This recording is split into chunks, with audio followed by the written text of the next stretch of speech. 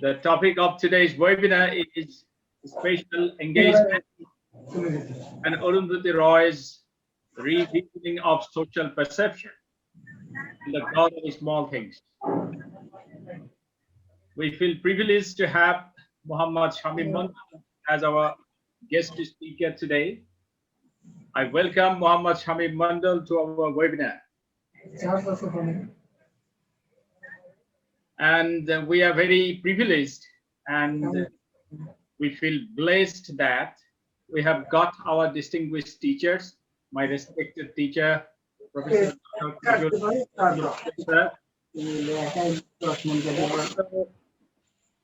got my teacher with me, Professor Mir Abdul sir, and I feel privileged and we are very happy because we have got Muhammad Awal Chaudhary sir, and I welcome all our guests, and I like to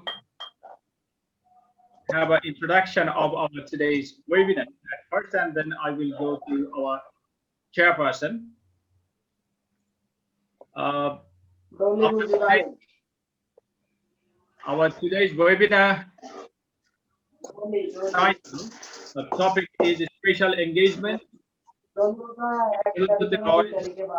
Revisioning of Social Perception in God of Small Things. Actually, Booker Prize winner, Indian English writer Arundhati Roy has transformed language into voice, monoglossia into heteroglossia. Fictions create spaces of history and time. Readers discover intertextual speciality and intersectionality of politics, history, anthology, eco-criticism, and humanism in her fictions. Her fictions, God of Small Things, and her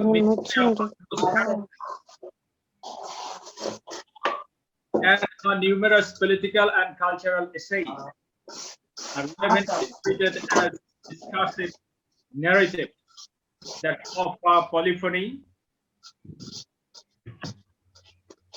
in Bakhtinian term for understanding not only India, but also the situations of the whole world from different angles for her role as a spokesperson of anti-globalization, as a critic of objectification of women, neo-imperialism, nuclear weapons, and corporatization. A recent non-fiction Azadi has attained a lot of attention for her staunch criticism of politics, chauvinism, and international borders, and her support for Kashmiri separatism. God of Small Things presents a narrative of caste, cultural tension, gender issue, patriarchy, and social discrimination. It's very relevant to the Bangladeshi leadership for its special engagement and intertextuality of politics, anthropology, and spaces of history. We will know about all these things from our honorable guest speaker, Muhammad Shamim Mondol, today. And before going to him, I like to request our chairperson, Delwara Akhtar Dipti Madam, to give her inaugural speech. Delwara Akhtar Dipti Madam. Thank you, sir. Thank you very much. Assalamu alaikum and good evening to everyone. Honorable guest speaker of today's webinar on Arundhati Roy, organized by Dhaka City College, Department of English, Mr. Shamim Mondol, Assistant Professor, Department of English, Green University of Bangladesh, a renowned poet, researcher, and a translator, and the convener of today's program, Dr. Ilham Hussain, Associate Professor, Department of English, a great literature, a famous writer, translator, and a very scholarly person. My dear respected colleagues, distinguished guests, the teachers of different universities, and my dear adorable students. Very warm welcome to all of you on behalf of the Department of English at Dhaka City College. As head of the department, I'm really so happy today to receive you all, to welcome you all. And it is a matter of great pleasure that this is the second, I would like to inform you that this is the second webinar arranged by Dhaka City College. During this corona pandemic, when everything is disrupted, every academic activities is disturbed, we are really connected to the domain of knowledge through this kind of discussion, webinar, and seminar. Okay. It is my immense pleasure to receive Muhammad Shamim Mondol, the key speaker of today's webinar. I know that he is doing his research work on Arundhati Roy. So I'm enthusiastically waiting to listen to his knowledgeable speech. And I know that my students are equally enthusiastically waiting to listen to him. And we all know that Arundhati Roy is a famous novelist, writer, and she is an activist, social activist. She raised her voice against any kind of injustice. And this novel, The God of Small Thing, has got tremendous popularity immediately after its publication. And it got Booker Prize in 1997. And this very novel can be discussed from familial perspective as it focuses on family crisis, separation, the children with single parents, single father or single mother. It also focuses on social issues like racism, sexual abuse, etc. It can also be discussed from the political and historical point of view as it focuses on Marxism in then Kerala, India. Okay. And it is a prominent text in our master's course. And my dear students of master's level, you have recently completed reading the text. So you will be very much benefited attending the seminar. Okay. To organize the seminar, I have got a tremendous support from City College Authority. So I'm really grateful to the Honorable Principal Sir and Vice Principal Sir for their wholehearted cooperation. And I have got support from my colleagues. Thank you very much. And I think that we have to listen to the key speaker today. And thank you, dear respected teachers, for being with us. And it is a great encouragement for us. Okay, and my dear students, please listen to the speech very attentively. And in the question answer session, you will ask questions and your participation in the program will obviously make it a very effective one. And we will be encouraged to arrange this kind of webinar again and again for you. And I'd like to stop here today. And I would like to request Ilham Hussain sir, the convener of the program, to continue the rest of the program.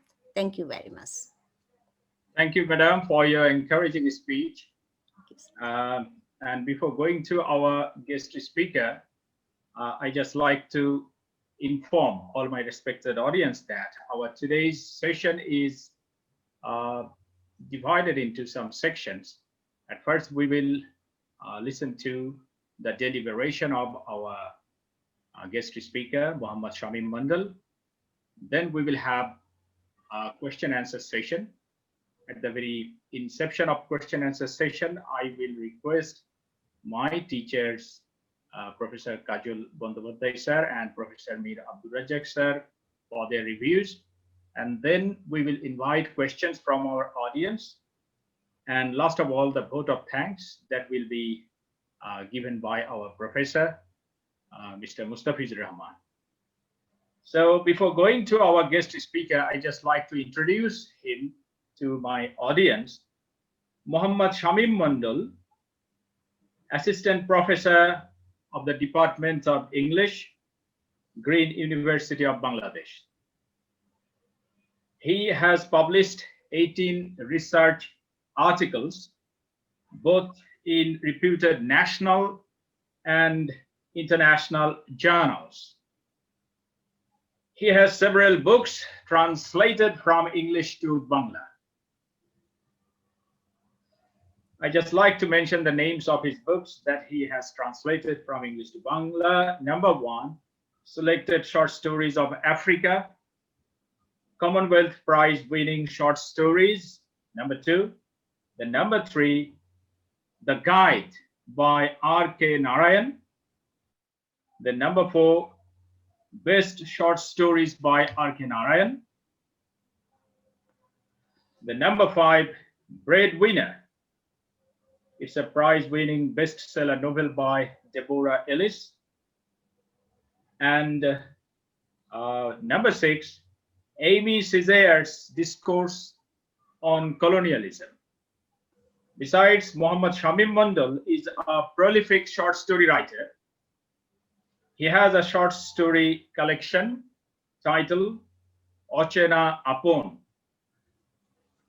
As a poet, he has already achieved immense popularity and drawn considerable attention of the literary critics of home and abroad. His book of poetry is Shopno O Dushopner Din Ratri. Last but not the least, Muhammad Shamim Mondol is pursuing PhD research on special studies. Now I request Mr. Shamim Mondol to deliver his speech. I request Muhammad Shamim Mondol. Thank you. Thank you so much. Thank you so much, everybody. I'm really excited and extremely happy. It's a great honor for me to be invited to a college, which has been in great service, setting examples for higher studies for long. And more importantly, these days they are, facilitating parsing knowledge with special emphasis. Respected chair of this of today's webinar, Honorable Delwara Akhtar Dipti Madam, Associate Professor and Chair, Department of English, Dhaka City College, Honorable Convener of today's webinar, Dr. Elam Hussain Sir, Associate Professor, Department of English, Dhaka City College, whom I have been in touch with for long, and whose relentless intellectual pursuit continues to surprise me. My highly honorable mentor, Kajol Bandyopadhyay Sir, respected faculty members, distinguished guests, and dearest students. What can be more delightful experience for me to speak before the scholars, the critics, and it is just a pride for me that you invited me and you have managed time to listen to me. Hopefully by this time you know that I am Muhammad Shamim Mondol, Assistant Professor, Department of English, Green University of Bangladesh. And today I am here to talk to you on a topic titled Special Engagement and Arundhati Roy's Revisioning of Social Perception in the God of Small Things. Ladies and gentlemen, I have divided my talk into 3 parts. In the first part, I will have a short introductory. I'll try to give a synopsis of what I'm going to do in next 40 minutes, around 40 minutes perhaps, time allocated for me. And next, I will go for the theoretical part. I will try to concentrate on the theories primarily by Edward Souza, who on his turn has drawn much from Henry Lefebvre and bell hooks and many more. But I will confine myself to three people. One is Edward Souza, another is Henry Lefebvre, and another is bell hooks. And after that, I'll go for the analysis of the text. Ladies and gentlemen, I have chosen God of Small Things, the Booker Prize winner debut novel by Arundhati Roy, published in 1997. Arundhati Roy has taken much from her life and locations where she was born and brought up. Her studies of architecture also helped her a lot to shape the book, to get the ideas she was going to furnish the book with. And she emerged as a surprise to the literary world once she has completed her manuscript. Look, when she handed over it to the writer and literary agent, Pankaj Mishra, he was instantly blown away by this manuscript, and he recommended it to the publisher, saying that it is the most important Indian English novel since Salman Rushdie's Midnight's Children. And Aziz Ahmed, while reading the novel politically, he termed it as the most accomplished, the most moving novel by an Indian writer in English. And of course, it is one of the most studied, most discussed novels among us. But the common studies of the novel goes with the focuses on oppression, marginalization, socio-political, cultural, religious issues, sexuality, trauma theory, and all are generally considered from social and historical perspectives. Sadly enough, and of course surprisingly, there is scanty attention on the space, the socially produced space that can open up avenues for literary studies. And today I have thought that, okay, I can perhaps give a bit insights to the enthusiasts, to the scholars. I can have some sharings on that theoretical perspective, which will surely open up a lot of avenues, at the same time can address multiple issues that the world is facing. Ladies and gentlemen, the objective of my talk is very simple, and I will put it simply and straightforward. As I'm trying to be very simple, it's also challenging. My title sums up the talk. The target of my talk is to expand the scope of human geography, the spatiality of human life, to think differently about geography.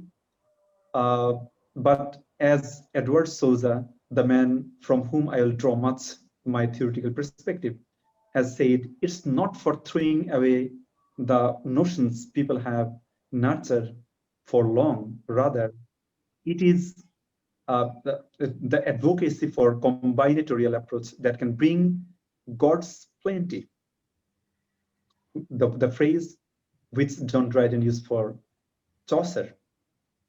Ladies and gentlemen, my theoretical perspective is drawn from mainly Edward Souza, American critic, urbanist and philosopher, and his idea. I cannot, take all the insights from this person, this great theoretician. I will take basically one idea from him, that is third space. And in his book, Third Space, Journey to Los Angeles and Other Real and Imagined Places, which was published in 1997. Souza calls his third space an open-ended set of defining moments. Before I go for elaboration of third space perspective, I would like to look at his inspiration from which he has got this concept.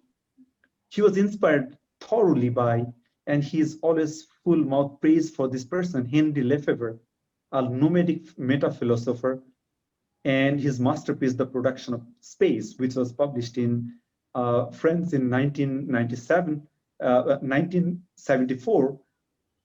And of course, and the translation, English translation, came later on.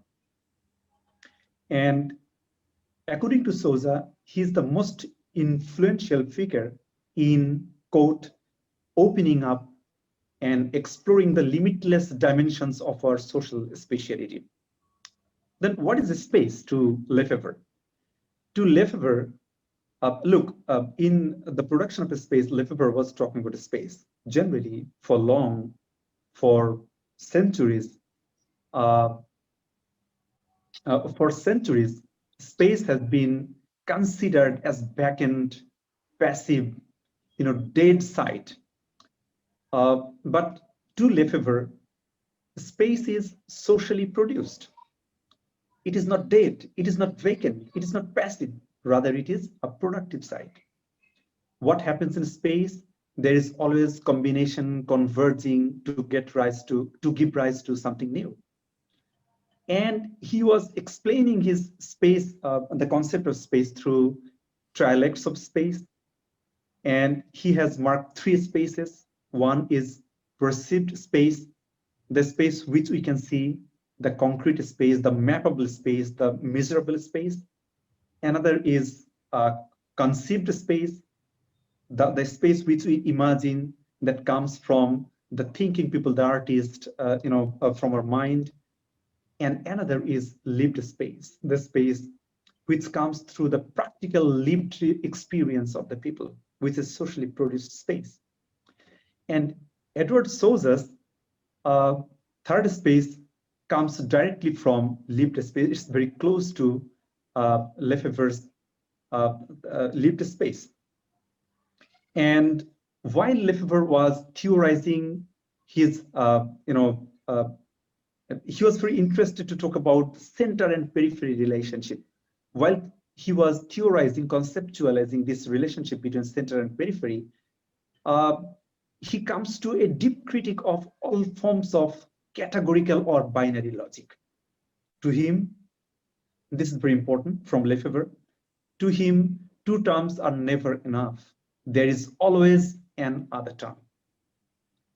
And when there is the question of choice of either or, Lefebvre creatively resists this choice. Rather, he goes for both and also, because this logic, both and also, disrupt the categorical closures which is implicit in the logic of either or. So this kind of bicameral dualistic approach was disrupted by Lefebvre. Ladies and gentlemen, Edward Souza's my main point is, of course, the third space by Edward Souza, and Edward Souza's approach is postmodernist. First point. Second one is, in his theory of third space, he is telling us about a domain that exceeds all type of dualistic, binary, or bicameral relation, conception, perspective, and he advocates the fluidity of space and identity. He denies any principle of fixity. He simply denies space, considering a space as dead or passive or fixed site. Rather, to him, it is active, disruptive, productive, and creative site that gives rise to agency and subjectivity. And when he was talking about third space, then he advances his theory of third space through a strategy. The strategy is called thirding as othering. And and he was also talking about, when he's talking about, when Edward Souza is talking about spatial thinking, he emphasizes affirmation of peripheral human existence. And there is always emphasis that peripheral existence always provides a site of resistance.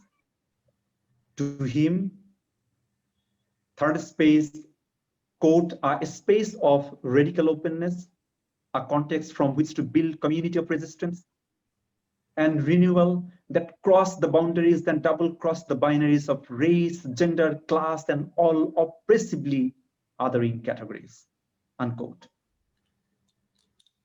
To him, third space is dominated space, the space of peripheries, margins, and the marginalized, defranchised minorities, and the third worlds. It is the chosen space, the space for struggle, liberation, and emancipation.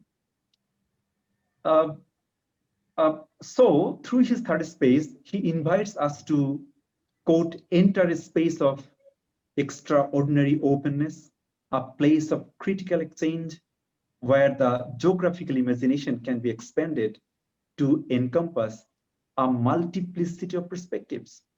It's a space where issues of race, class, and gender can be addressed simultaneously without privileging one over the other. He advanced,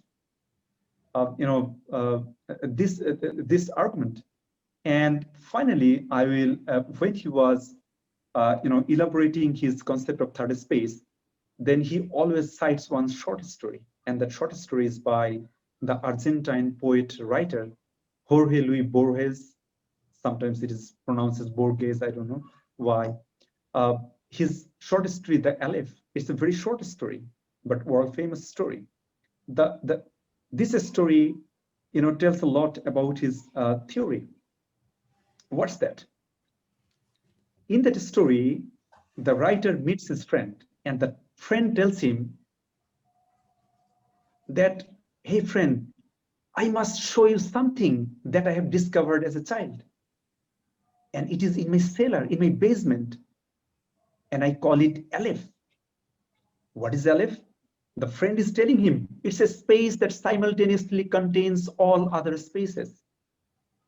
The writer then goes to see that whole, that small space that simultaneously contains all other spaces. And he was despaired to see the space. He cannot describe that complex thing because in that small space, he finds it containing simultaneously all other spaces. And the writer is despaired because language cannot describe that simultaneous thing, because language is linear. This celebration of smallness, this discovery of immense possibility, this denial to have any closure is at the heart of third space.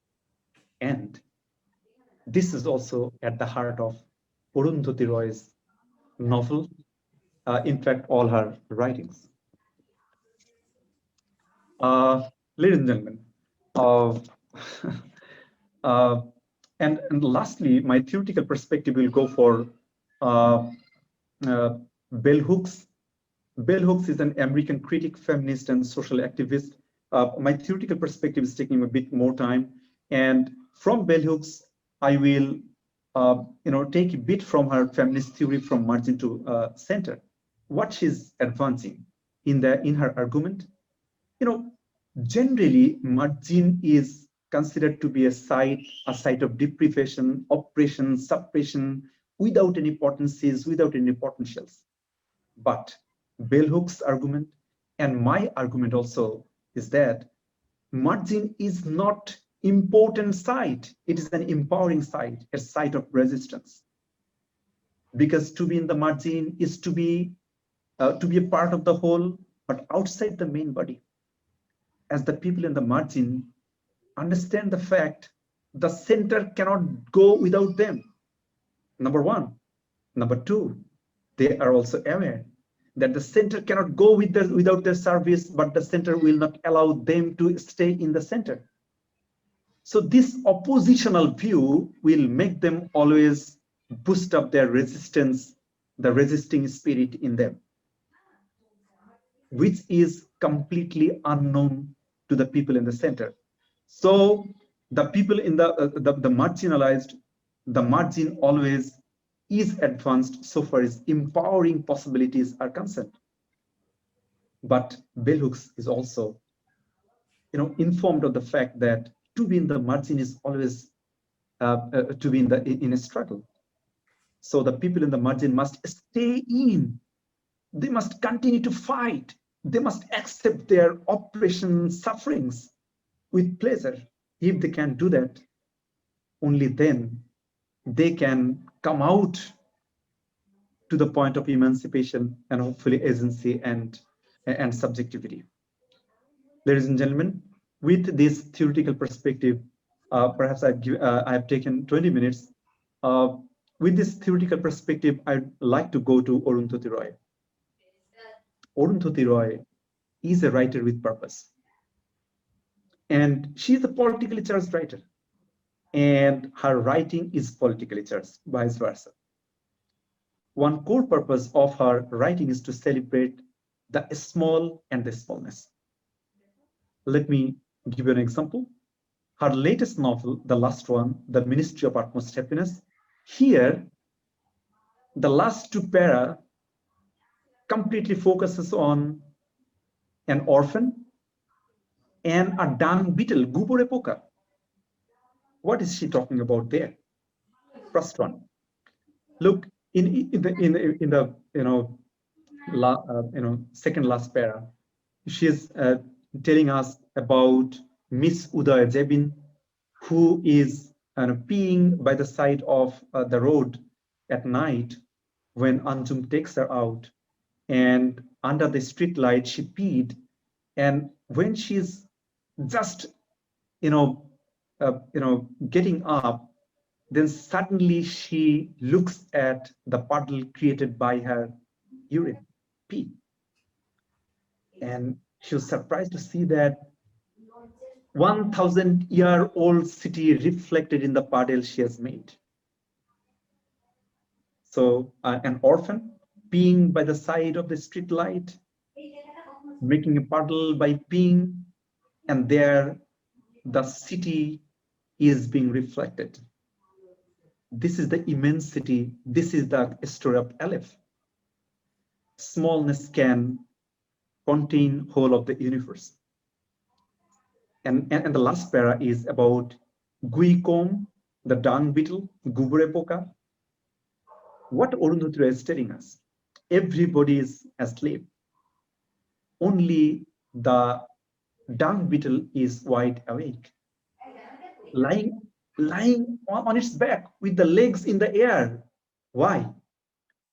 Because the dung beetle is apprehensive that the world may fall, the heaven may fall.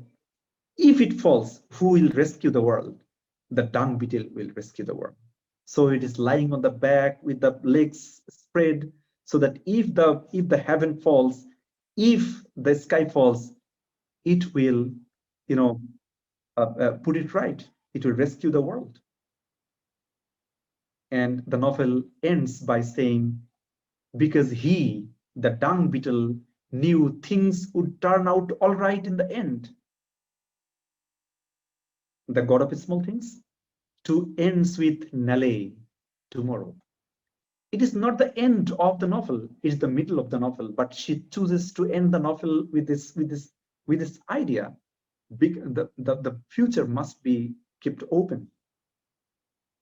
It is the first night of meeting and uniting of Ammu and Velutha, and when they're parting, then they parted with the word Nale, tomorrow, tomorrow. Ladies and gentlemen, in my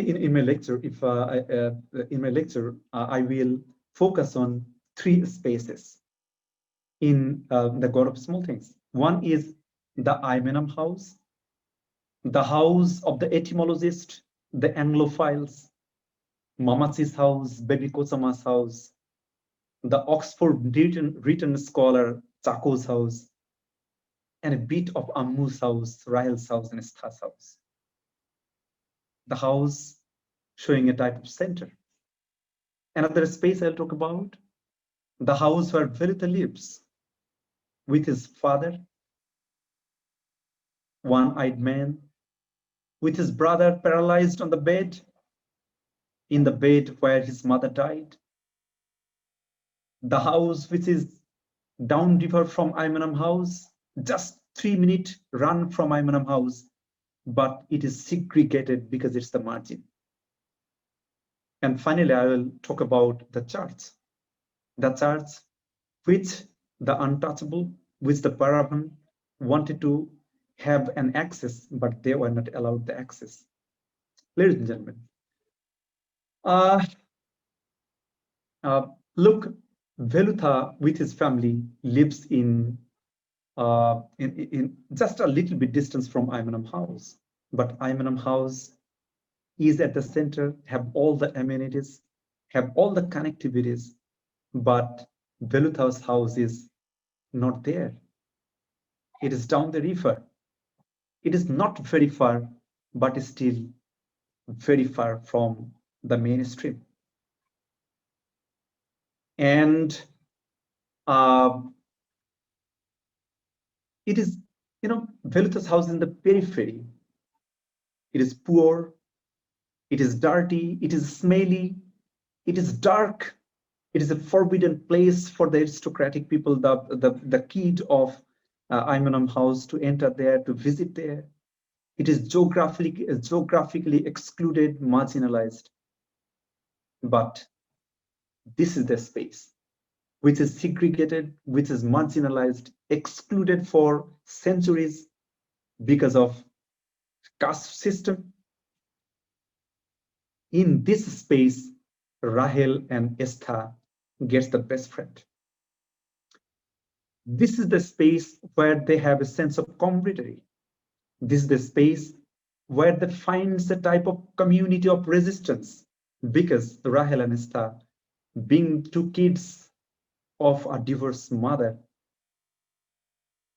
are marginalized in their paternal uncle's house and maternal uncle's house. In this place, this is in this segregated, marginalized place, Rahel and Esther eat. And according to Esther, the best fish curry in the world, though it is red fish curry cooked with black tamarind. Here Rahel has her luckiest ever fishing rod, that to get the best teacher for rowing boat, for fishing, it is Velutha. Ladies and gentlemen, the argument is very clear. The same house which was segregated, which was separated, which was simply excluded, that turns to be an empowering site, that turns to be a site of affection, love, a site to have solace because of social interaction. So a site is not dead, passive thing. It was not possible for Velutha to develop this kind of agency, this kind of relationship, turning the hated place into a love place, if it was in Aymanam House. Thus, geographical imagination is something that can address the problems we are facing. Ladies and gentlemen, on the other hand, look at Aymanam House. In Aymanam House, Velutha, his father, his grandfather didn't have any entrance. To avoid that untouchability, Velutha's grandfather converted to Christianity. But unfortunately, Christianity also got changed. They accepted caste system. They're not allowed in the church. They're separated from them. These untouchable people are considered as rice Christians. And in Aymanam House, Velutha is not allowed. And the people there just fondly remember the past days when the untouchable were not allowed to walk on the public roads, not allowed to cover their upper bodies, not allowed to carry umbrellas. They had to put their hands over their mouths to divert their polluted breath. They had to crawl on the road, so sweeping away their footprints so that the Brahmins or Syrian Christians would not defile themselves by stepping on the paraphan's footstep. This was the situation. The same Aymanam House is there. But Velutha, the boy who comes out to be a magician, just 3 years senior to Ammu, starts making toys, jewelry boxes, perfect boats for Ammu. And as a kid, as a small boy of 11 years, he would make all those things, but he would have to offer them, extending his hands in a manner so that Ammu can take it out without touching him, because he is untouchable. She cannot hold, no, not at all. She cannot touch. This very untouchable body will turn to be the coveted one for Ammu. The body space will change.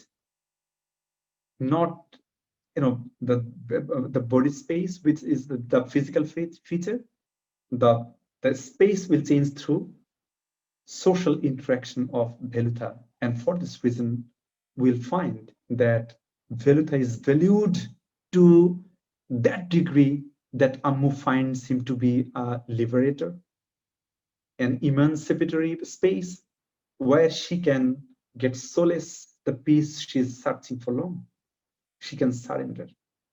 The person whom she cannot touch, she comes out to be a symbol of emancipation. Ladies and gentlemen, the last point, I'll take more, 5 minutes more. In the church where Sophie Moll is dead, she's her funeral is going on. She's laid on the floor in the coffin. Rahel is there, and when she's looking up, she has never done that inside the church. Inside the church, she finds that it is painted sky blue, like the sky. The dome, high dome, it is painted sky blue, like the sky, with some drifted clouds and tiny whizzing jet planes with white trails that crisscrossed in the clouds. And the dome, is built in such a manner to a small Rahel. It seems that it is going to touch heaven. In that situation, Rahel, as a small kid, was thinking about someone, that to touch that height, to go up, to paint it, someone like God is needed. Because God-like someone should come there to take the trouble to go up that much high with cans of paint, white for cloud, blue for sky, silver for jet, then with the brushes and thinner, and instantly to Rahel's mind comes Velutha. She had a lot of people from her family from the center, but it was Velutha who comes to her mind instantly, that to be godlike, to have that capability, to have that skill, to have that power, courage, it is the task of Velutha only. The Velutha, the person who has first recognized them to be full-grown human beings, who earlier gave them the agency that they have their power, they have their strength, they have their space. And this agency in imagination of even the kids is achieved through social interaction. This space is created by Velutha through his interaction. Ladies and gentlemen, in this way, Souza, Lefebvre, Hooks all are advancing the argument that geography, site is not vacant, is not important, is not passive, it is creative. And in this way, space can produce agency, space can produce subjectivity, and this can lead to emancipation. Ladies and gentlemen, with this point, I would love to thank you for your passion, patience, and perseverance. Thank you. Thank you so much.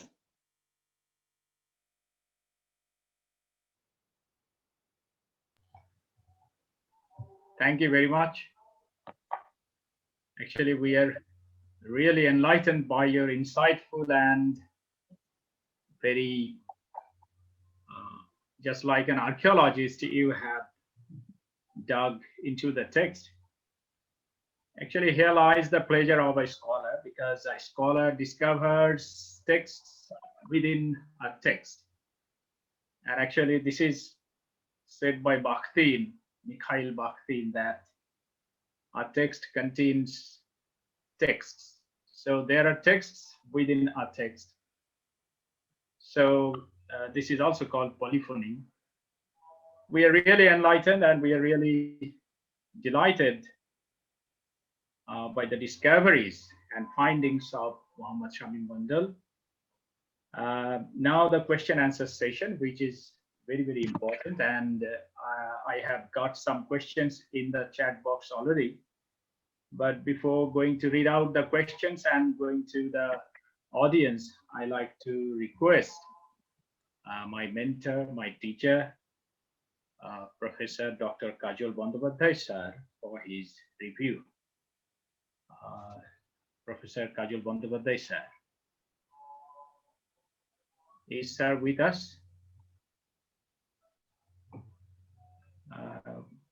Most probably not, because he could not have an access, as we have already had 100 participants.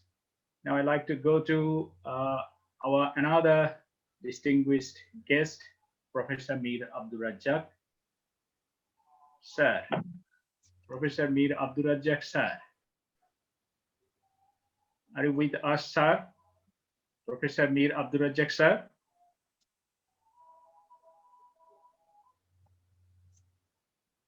Professor Mir Abdul Razzaq sir. Do you hear me?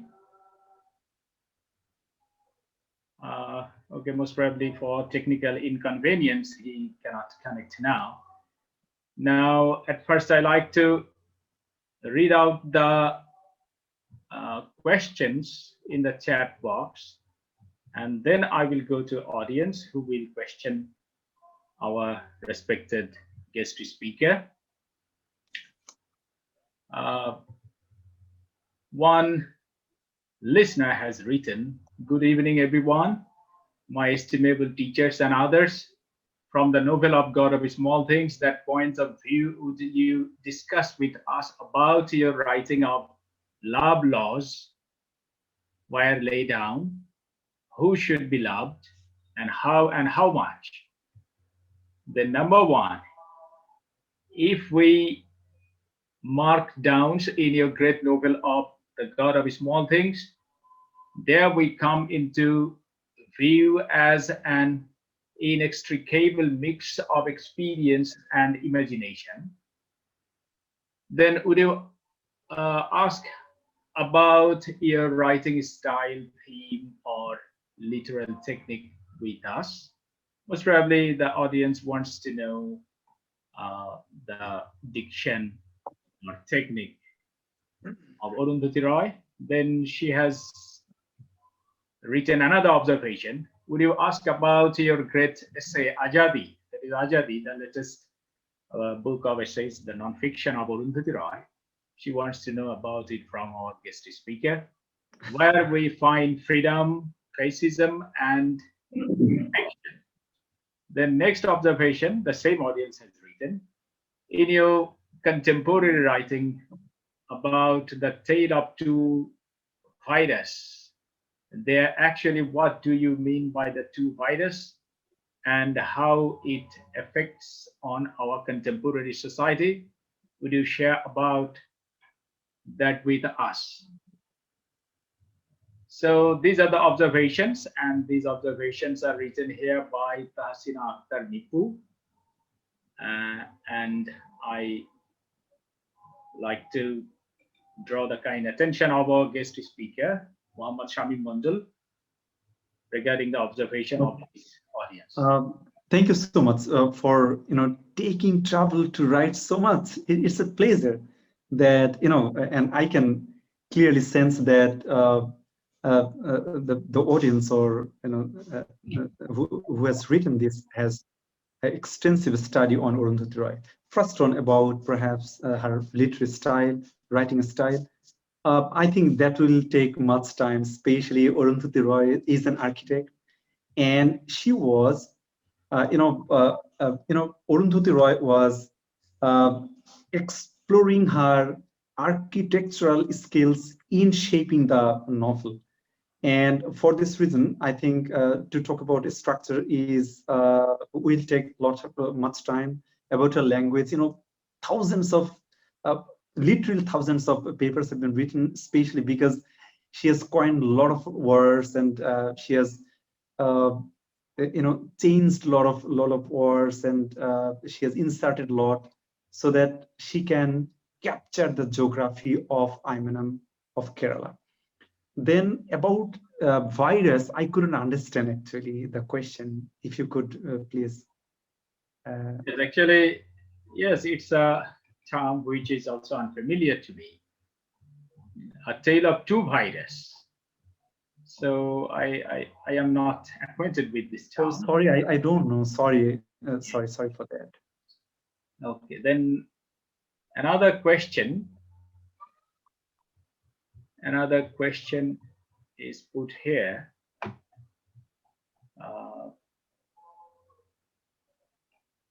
I just like to say, actually, there are so many comments here. Sir, does the novel portray the outcome of lack of parenting skills due to negative cultural ethos of the society? Radia Jahan has put this question.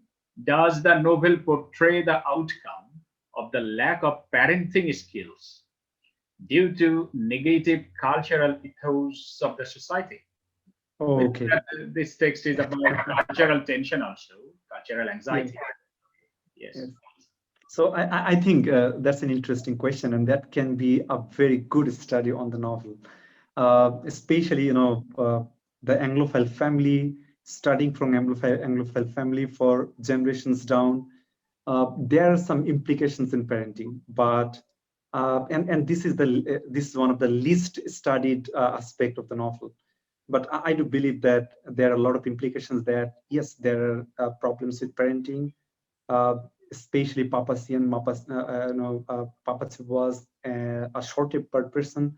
He was not, focusing on the bringing of the child, especially the female. And then again, about Mamachi, she couldn't flourish herself. Regarding Ammu, it was also another problem. So I do believe that this can be an interesting study. And of course, there are some implications. I do believe so. Thank you. Thank you. Another question from Sadia Afroz. Sadia Afroz has written, the characters are torn between love and duty. Who are the people who truly love one another in the novel? Truly love one another in the novel. Perhaps the questioner implying to Rahel and Star. If we take any character who are truly loving each other, for sure it is Rahel and Star, and not a single other person is there where we can find this kind of bonding.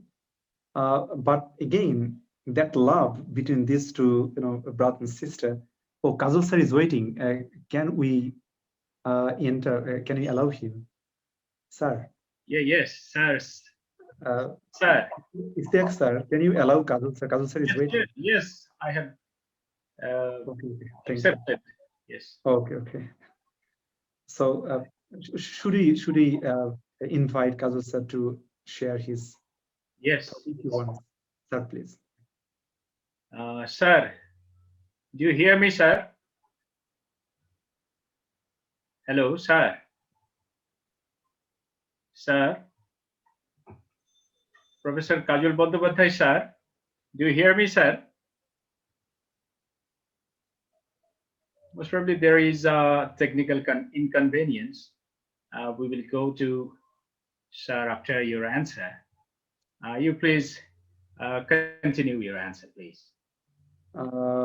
Yes, the relation between Rahel and Esther. Okay, so if it is, if we really talk about a relationship, the faithful bonding between any person there, then it comes to me, Rahel and Esther, and nobody else. Veluta could come there, but Veluta and Ammu, perhaps it is a short-lived relation, and there are a lot to go, a lot to prove, but they couldn't get the chance to the space. So, okay, Rahel started to me. Okay, thank you very much. Another question is put here by Radia Jahan. Can we say that the evolving society is obstructed by cultural malpractice, subsequently damaging our future generations? So that is probably she wants to know the impact of cultural anxiety upon the generations ahead. Oh, that is for sure. Perhaps, that is for sure, because we are always in interaction with our social perspective, social relation in all the spaces we are in. And we were not kept aside from all those things, all those elements, all those ingredients. We are always within and having constant relationships. So I think it's a valid question, but how much, that is the question. The degree can be questioned because it depends on the agencies involved in the process. Thank you very much. Next question. Actually, lots of questions are here. Another question is put here by Momo. 20th Century Novel Heart of Darkness by Joseph Conrad. How is it a post-colonial text? Most probably she is concentrating on God of Small Things. How is it a post-colonial text? How can we explain it as a reflection of post-colonialism? Oh, that's great, because Arundhati Roy is thoroughly making fun of the Anglophile family. If I take just one example from this, that she's making fun of Baby Kochama, the Anglophile family. She's almost making fun of Chaco, the Oxford written person. So I do believe that Arundhati Roy is not someone to avoid this critical question in her literary entanglement. And of course, she has a lot of pricks, a lot of pinches towards the colonizers, but we need to explore them, unveil them. Thank you very much. Another question. It is most probably about casteism. Why Ammo chose Velutha, though she knew Velutha is an untouchable person? Oh, I think it is in the vein of Ammo, because she's the girl who has always tried to transgress. She's always been transgressive, and she has always tried to exceed the limits. Look at, she was not allowed to study. She fled from house. She chose, chooses whimsically her husband. Then she came back from the husband by, smacking him down. And she has never cried, despite being thrashed. And she was, contradicting Chaco all the time. The man who came from Oxford, she was playing with her. So in Ammu's vein, there's a rebel, and a rebel cannot be contained. So what the rebel will do is she will try to mark the potencies. She will not love the important. And Velutha is the man potent, and his physical features are prominently portrayed by the writer thoroughly. And and especially regarding his skill of interaction, regarding his skill of carpentry, these are phenomenal. So there was no option for Ammu but to love, because he is lovable, and only the great heart, the whitened heart, can love him. Thank you very much. Actually, our today's webinar is very, very significant because we have got our distinguished guests with us. Professor Kajol Bandyopadhyay sir, then Professor Mir Abdul Razzaq, and Kaji Rafi, a prominent author. Kaji Rafi is also with us. And respect to the speaker, you know that most of the audience are students from graduation level and post-graduation level. So their queries are very textual. One of the audience has wanted to know, what is the relevance of the title, the God of Small Things in the text? Most probably she wants to know Okay. the significance of the title. Okay. Should I answer? Yes. Okay. This is very important. As I said, when I was talking about Aleph by Jorge Luis Borges, and I was talking about third space, everything was the celebration of smallness. The question is about our attitude, about our perspective.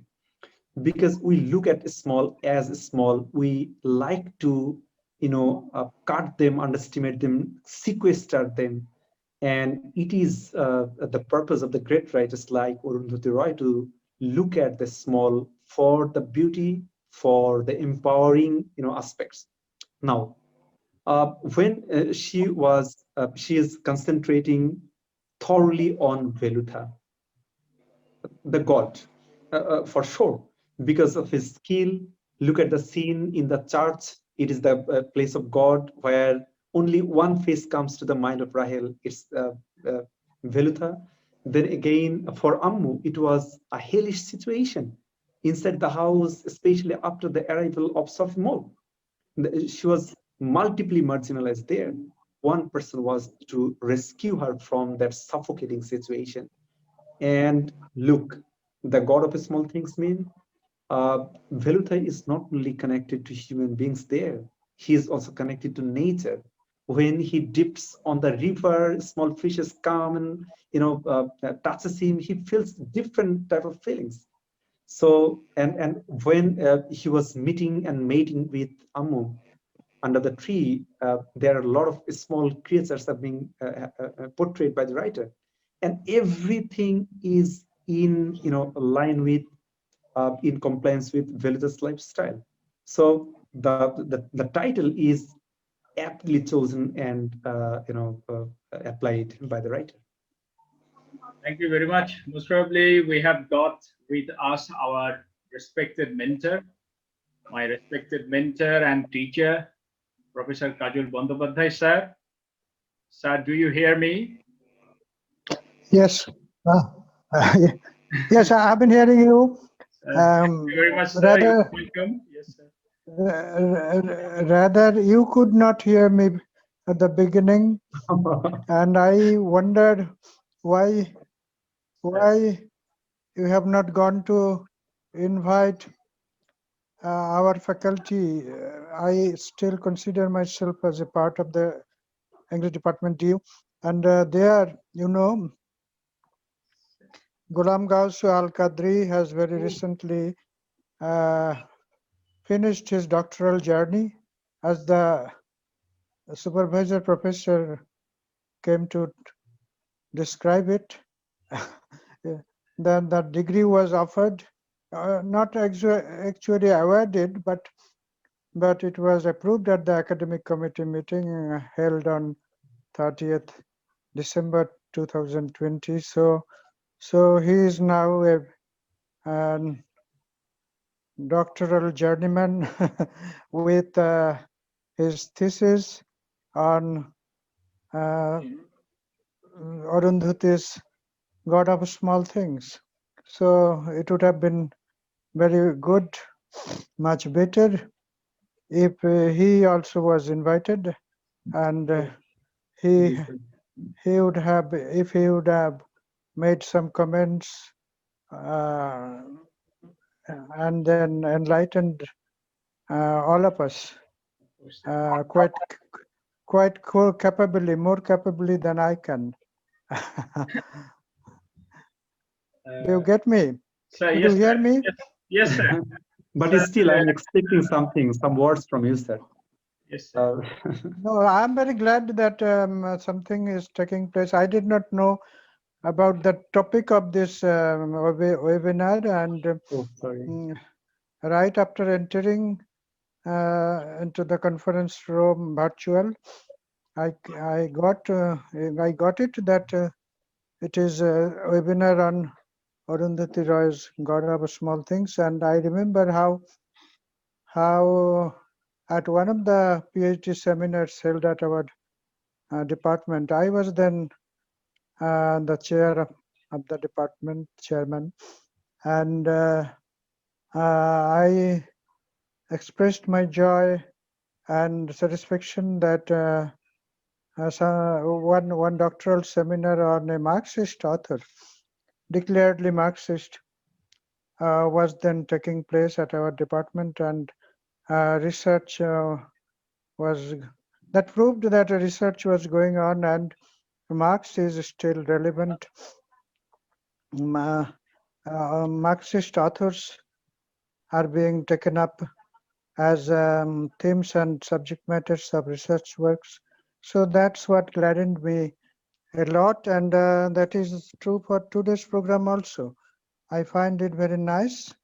You know that nowadays Marxism has fallen a little out of favor, and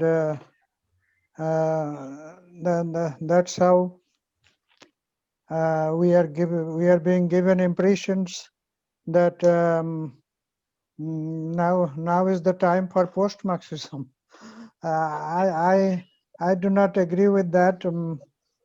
Marxism is very much here, right at this hour in our webinar conference, and that's what gladdens me a lot. And then you were explaining the title and the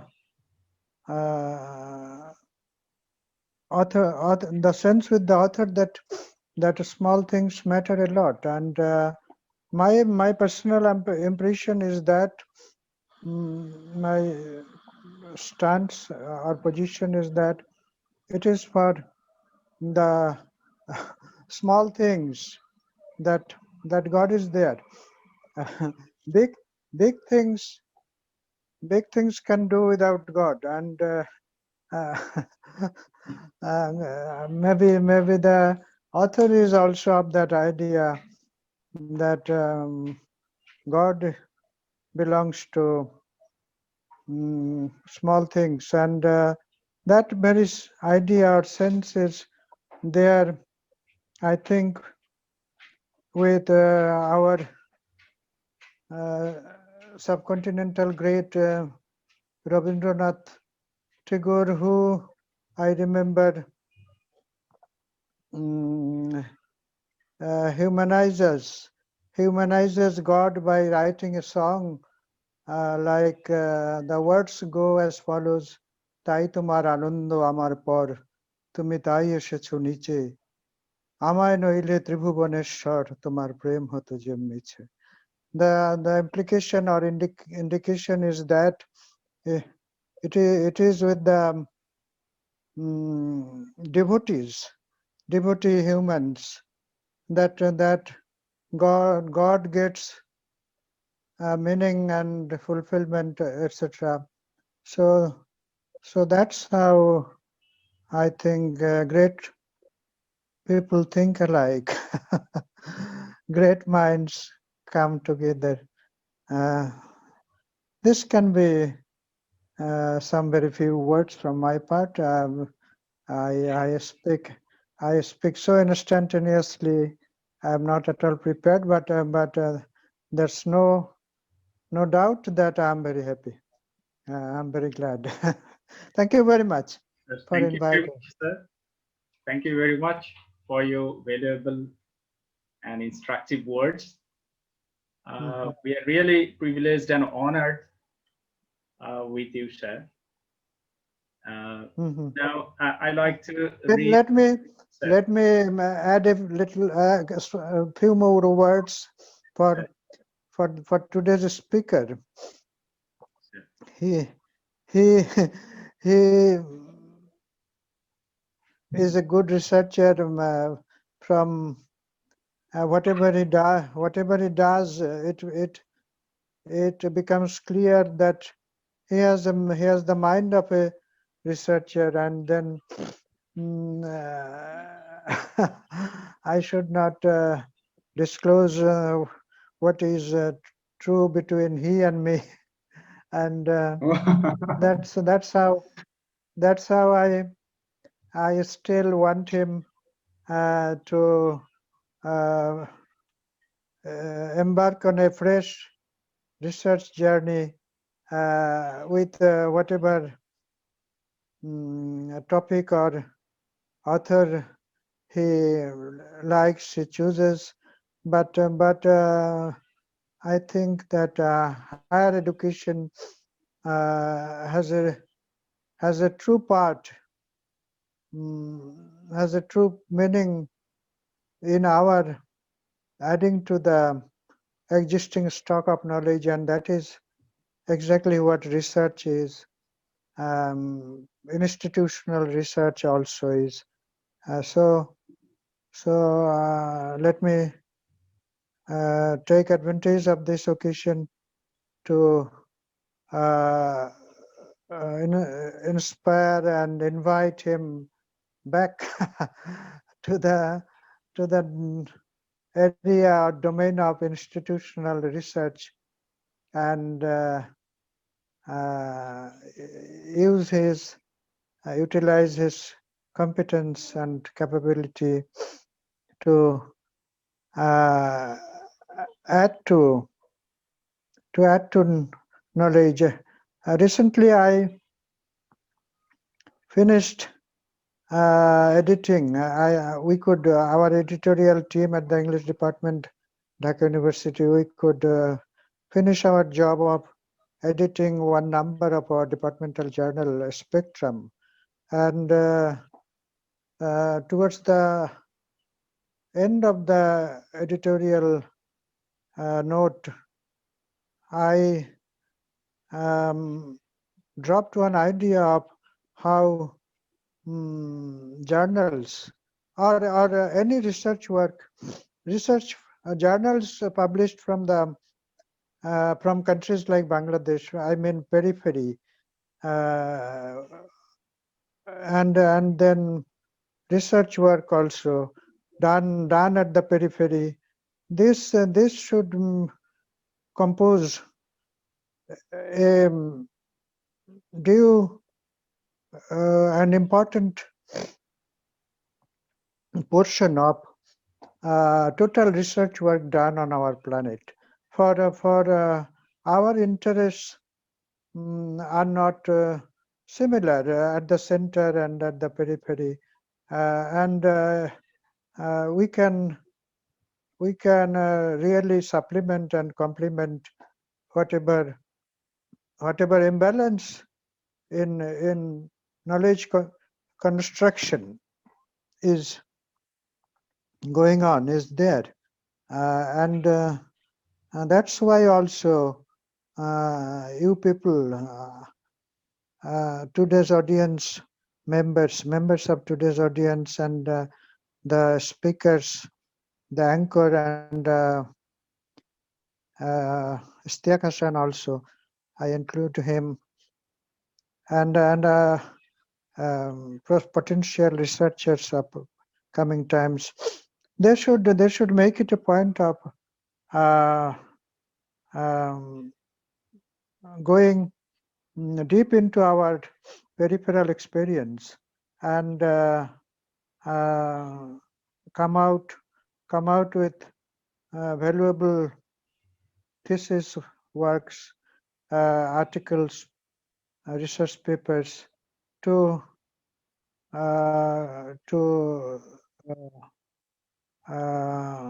create a true balance in knowledge construction on the scale of the planet Earth. So that's why also we should go for quality research, quality publication, and we should I think also that we should not finish by using concepts, theories. First of all, theory that appeared towards the end of the 70s, and then is prevailing a lot, is reigning, I think, and concepts and terms that those theories present, we should not gulp them and think or search for truth only in terms of the concepts and terms or terminologies floated by scholars in the West only. We should we had our own theories in our subcontinent. We had Rasa Shastra, and then you can remember some important works of theory, Natya Shastra coming from Bharat, and similar instances are there to inspire us that we can contest and join the race of constructing knowledge. We have enough potential.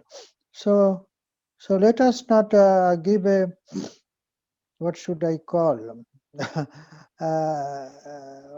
what do they call it in the sports? Kali mate gol there. What do we call it? They are getting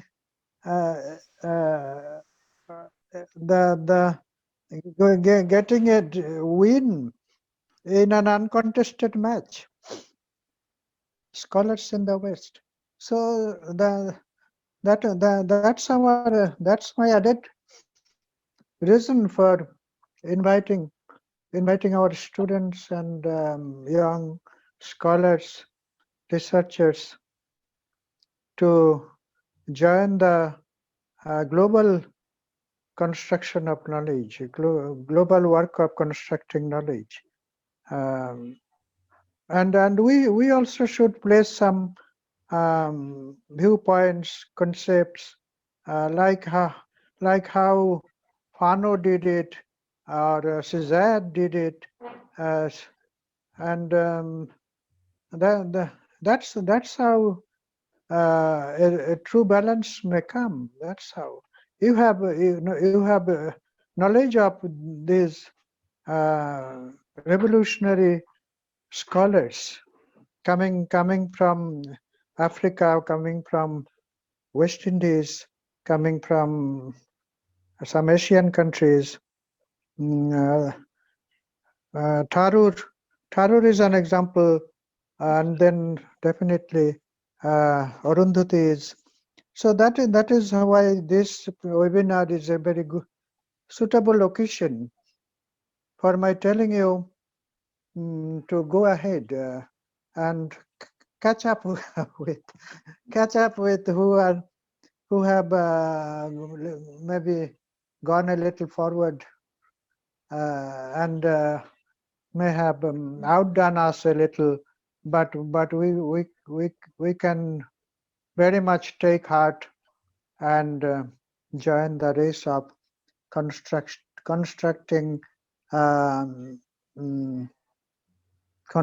supplementary knowledge, knowledge that will contest. Okay, ideas, philosophy, ideology also. We need not be only ideologues. We should not be preachers of other ideas. We should go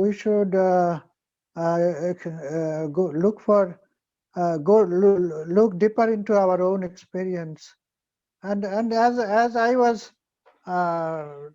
presenting, I remember how I presented a paper at a East-West University conference, international conference, and how I proposed that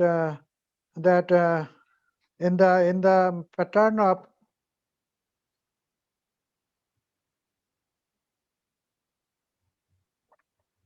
in the pattern of Edward Said's Orientalism, we can go for exploring and proving that in our country, in our part of the world also, there are other frames may apply. Other frames, competing frames may apply, and we may try to find out how in the case of our country. Well, you surely know about what I think. I think that in our case, power was captured with the help of faith, and then knowledge was created. Our students were misinformed about our history, and that is a very lamentable part of our of the history of education in independent Bangladesh. So that's how different frames we can think of, and then invite scholars from the research how they respond to this theory that in countries of Asia or Africa, faith has been exploited, used to capture power, and with the help of that power, knowledge was created about national history, about independence struggles, liberation wars. True history disappeared at a point of time, and knowledge was distorted, as we find Said borrowing from Foucault. He was telling his readers that the West created knowledge with the power they had. So it happened in our part of the world also, maybe much differently, but power was definitely used for distorting knowledge on the national scale, on the national level. So that is how I am telling it, speaking much. I have spoken a lot. I think more than I could think of. I thought at the beginning. So I'm very grateful that you bore with me. you kept patience and listened to me. Well, thank you very much for that. Okay. Yes. Let me stop very here. much. Let me stop here for today. A very good wishes for both the audience and the speaker. Today's speaker, main speaker. Thank you very much, sir, for your thought-provoking and instructive talk. Actually, yes, your talk is very, very relevant to our realities. Actually, we have to develop our own framework of knowledge to compete with the Western discourse. Right. Actually, yes, sir. And your suggestion is undoubtedly very, very essential and relevant to our present. Thank you very much. Thank you very much. Welcome. Thank you very much. Thank you very much. For inviting me. Thank you very much. We feel blessed with your presence. So kind of you, sir. Thanks for Shamim also, Shamim Mondol. Thank you. I'm very happy for being here, being able to be here today. Thank you very much, sir. We are towards the end of our webinar. Now I'd like to request our audience, if there is anybody with a question, please talk to our speaker.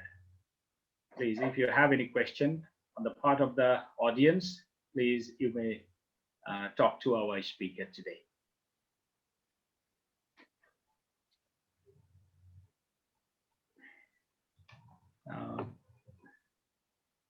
Most probably not. Now we are in the last introduction of our webinar. Now the vote of thanks, and I'd like to go to our respected colleague, Professor Mustafizur Rahman. I'd like to request Professor Mustafizur Rahman, sir, for giving vote of thanks today. Thank you very much, Mr. Ilham Hussain, Dr. Ilham Hussain, rather, I'm sorry. And I'm privileged actually because you asked me in the morning to say the vote of thanks for today's webinar. And I feel very much part of this webinar for that. And there is a long list in front of me to thank, because this is not an easy task to arrange webinar. And I find that this pandemic has its good part also, because we have been arranging webinars.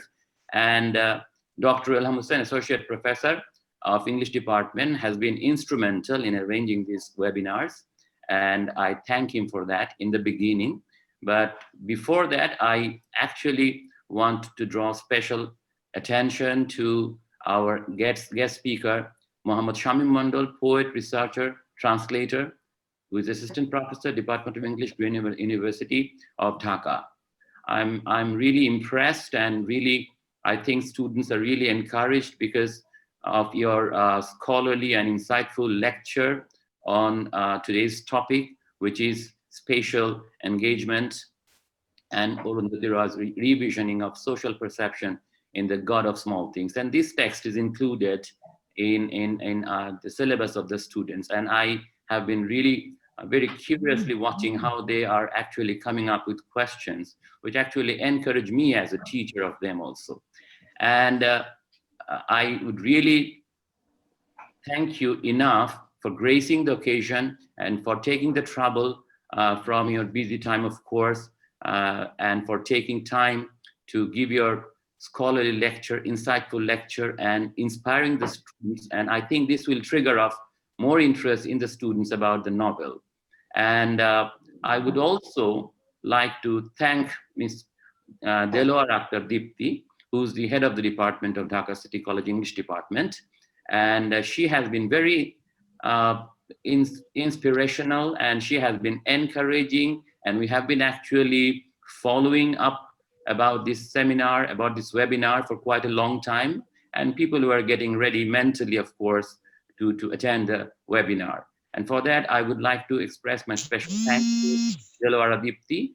And most importantly, I will definitely thank the principal of Dhaka City College, Professor Muhammad Anwar Hussain, for his all-out support and for his encouragement for our department, because I have heard that he is very enthusiastic about these webinars and about the academic activities that are going on in the department, even during the pandemic period.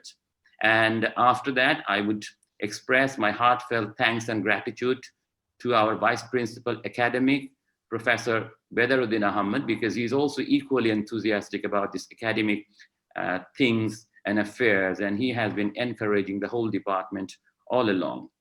And of course, who is the person behind and who's not seen, but who has been providing us with all the logistic and technical and IT support all the time, not only in this webinar, but also all along in the last webinar also. And also whenever there is any problem with the IT and with the computer related things, he's there to help us. Mr. Ishtiaq Hassan, Assistant Professor, Department of English, Dhaka City College. I believe everyone knows him. And also, I would like to thank our colleagues and definitely our students who are very enthusiastic, very brilliant, and very interested in the webinar. And my special thanks, actually, I was really very, very focusingly listening to Kajal Bandyopadhyay sir. I am really impressed and I'm really encouraged. And his speech at the end has actually added more dimension, a really good dimension to the webinar of today. And if I have forgotten any other name, I'm very sorry about that, because I can see the list in front of me, but I don't have to make a list, because these are the people who are really instrumental in making such a program successful. And I feel myself privileged to have been given this duty or kind of ceremonial duty to thank all of you, on behalf of Dhaka City College English Department. Thank you very much and good night to everybody.